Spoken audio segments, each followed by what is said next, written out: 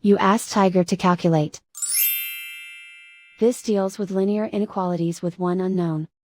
The final result is x equal or greater than 20. Let's solve it step by step. Swap sides.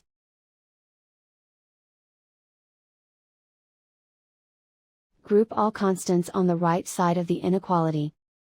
Subtract 7 from both sides.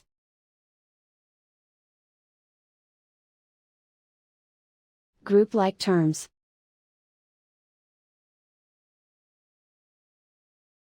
Simplify the arithmetic.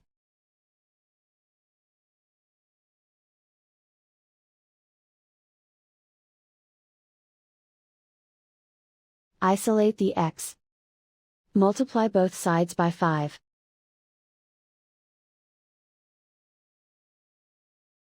Group like terms.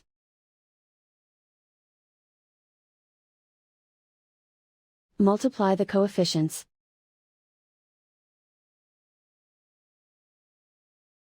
Simplify the fraction.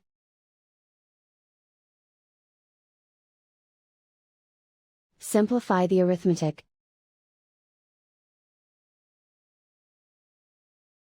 Plot the solution on a coordinate grid.